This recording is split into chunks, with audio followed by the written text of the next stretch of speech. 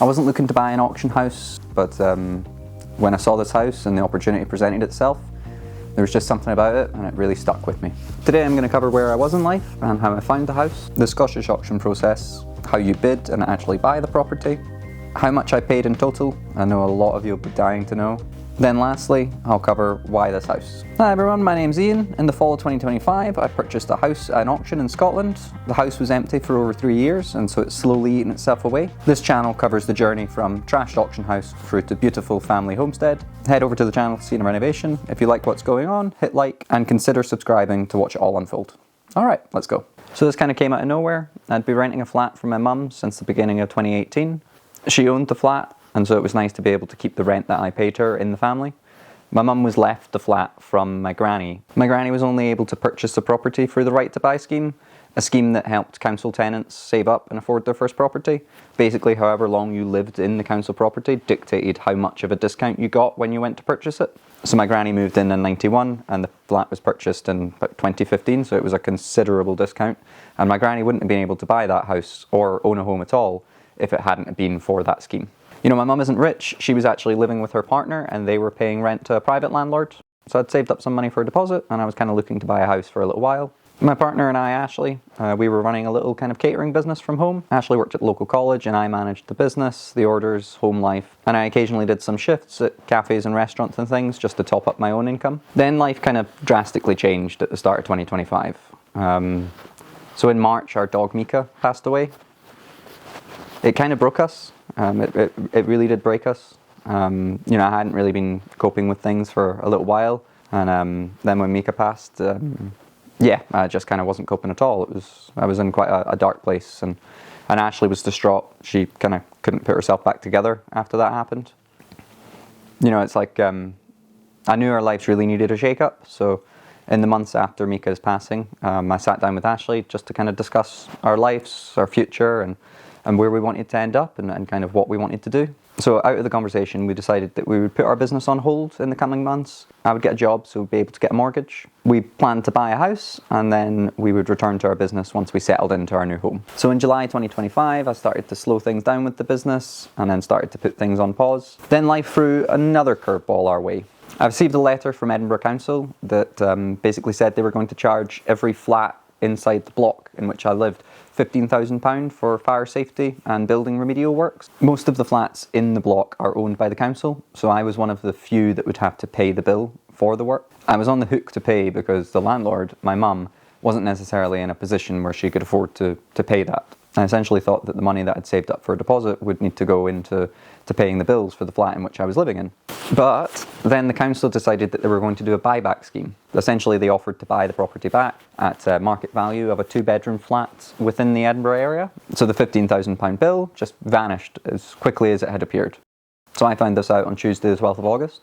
That night, Ashley and I just kind of started scrolling through for sale sites like we had been doing for a very long time, to be honest.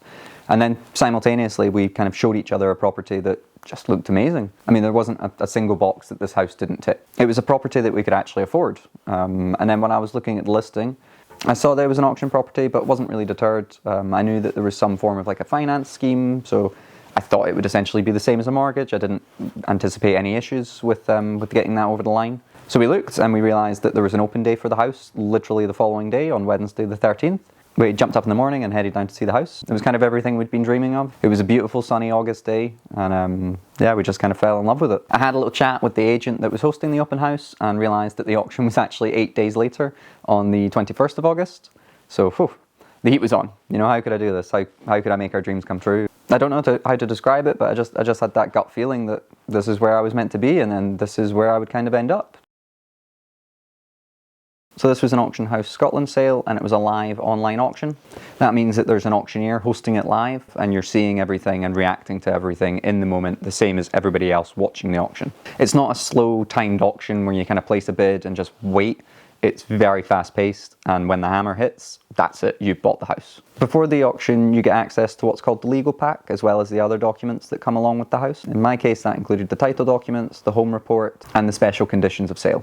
I've read it all. I also did a lot of my own research, which is actually how I discovered it had been a railway property in the first place. Also, when you're going through the legal pack and the documentation and everything, Make sure that you look for what the auction fee will be. It's almost always a percentage, so depending on how much the actual house sells for, dictates how much of an auction fee you'll have to pay. Make sure that you know what that is prior to going into the bidding. It's also important to remember that auctions don't protect you. You're very much expected to do your own research, your own homework, and have an understanding of what it is you're actually buying, because there's no going back. So the special condition for this house was the driveway. Essentially, I don't actually own the driveway. I have a permanent right of access over it, but technically it's owned by somebody else who also has a right of access. I mean, that doesn't really mean much anymore. Essentially, the driveway used to lead through to a farmer's field. The previous residents of the property had clearly been using the driveway for a long time, unobstructed and without issue. It wasn't really a deal breaker for me, but it was one of those things that you do need to make yourself aware of and be comfortable understanding and accepting before you place your bid. A week before the auction, the guide price dropped. So it was listed at 180,000 and then it dropped down to 150,000. This wasn't because the house suddenly got worse. This was because the auction house wanted to raise interest and make sure that there was as many people registered to bid as they could possibly get. And by lowering the guide price, a lot more people were interested. That's worth understanding as well, is that the guide price isn't really the value, and it's definitely not what the house will sell for. Usually when you're selling a property at an auction, you would have a figure which is your lowest possible figure. No bids will be accepted below that figure. So to even bid, I had to register in advance. That included identity checks, verification, and allowing the auction house to put a £3,000 hold on my card a few days before the auction. If you don't go through these processes and allow the hold on your card, you can't bid. It's as simple as that. So on auction day, that's when the pressure hits, especially when you start bidding. You're watching the bids come in live, you're making decisions in seconds, and there's no cooling off period.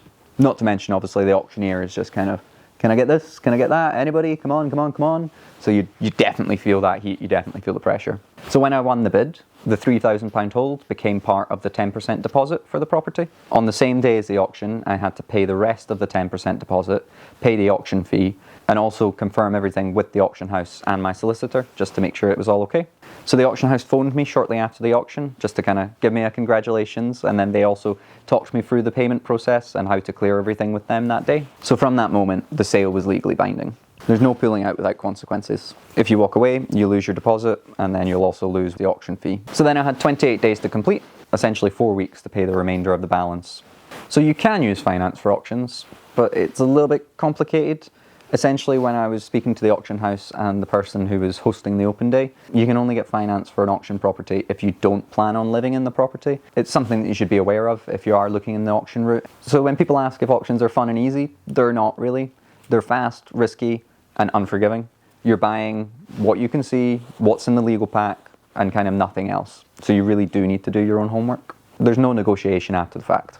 If you're thinking about buying at an auction, my honest advice is this: only bid if you fully understand what you're actually buying and if you're willing to own that property when the hammer falls. Because once it does, it's yours.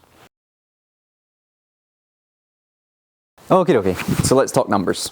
Auction prices can be a little misleading, and I want to make sure that we cover all of what it actually cost me to get this property. So the winning bid for the property was £205,000. On top of that, there was the auction fee. So the auction fee percentage for me was 3.75, which means that the auction fee worked out at £7,700. Then I had the solicitor's fees, which were £1,200. So that was purely just handling the sale. That wasn't doing any research or checking into the title deeds or what it was I was actually buying. It was £1,200 just to get the sale across the line. So on auction day alone, I paid the 10% deposit, the 3.75% auction fee, and then I also had entered into a contract agreeing to pay the remaining of the balance within 4 weeks. So all in all, the real cost to buy the house was closer to $214,000 once everything was actually included. I mean, that's a lot higher than the original guide price, and it's a lot higher than the dropped guide price. All right, so how did I actually pay for the property? So this was a cash purchase. Some of the money for the property came from savings I already had. Some came to the money left from me from my dad's mum, who passed away a few years ago. But a lot of the money did actually come from my dad. He once said to me, kind of joking around, that he had a lot of money sitting aside and that it was just going to sit there until he died, and then that's when I would get it. And this is the same for my siblings as well. Instead, I just kind of asked if I could access that support just now. Not to just sit on it, but to start to build a life while he's still around to be part of it. You know, that wasn't an easy conversation to have, and it definitely wasn't a casual decision when it was made.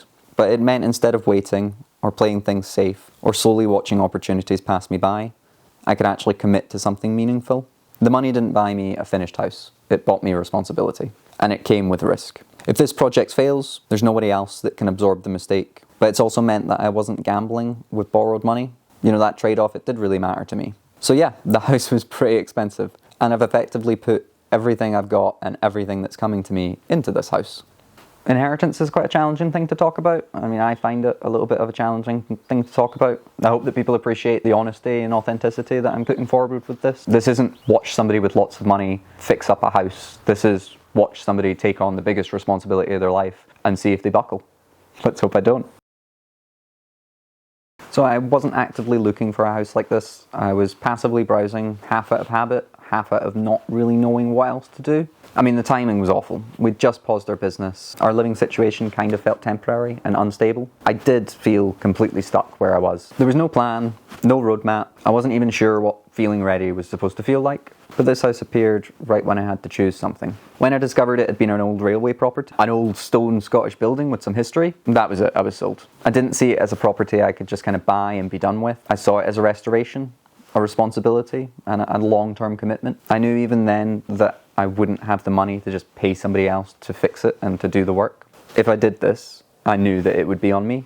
I knew that this wouldn't just become my house and home. I knew that it would become my life. From that point on, it wasn't just excitement. It was obsession mixed with fear. You know, most people around me did not think it was a good idea. A lot of people said that they wouldn't go near it, and they had more money, more skills, and more life experience. No one outright told me not to do it, but I could feel the doubt, and their doubt fed my own. I genuinely thought that I might be about to ruin my life. You know, this isn't something that I could just walk away from. It's not like that. I realized that, you know, if this went ahead, there was no one doing it. I could no longer wait for permission. I couldn't wait until I felt ready. You know, I chose hard work over comfort, responsibility over ease. I chose a path I knew would change me, whether I liked it or not. That's why it felt meant to be. Not because it was easy, but because it arrived at the exact moment when standing still didn't really feel like an option anymore. Alright, so now that you know how I ended up here, I'm hoping that the Renovation channel makes a bit more sense for all you guys. If you're somebody who's just stumbled across this video, head over to the channel and you'll be able to catch up and learn more about the project there. Feel free to hit like and subscribe to follow the journey. Thanks for watching, and I'll see you in the next one.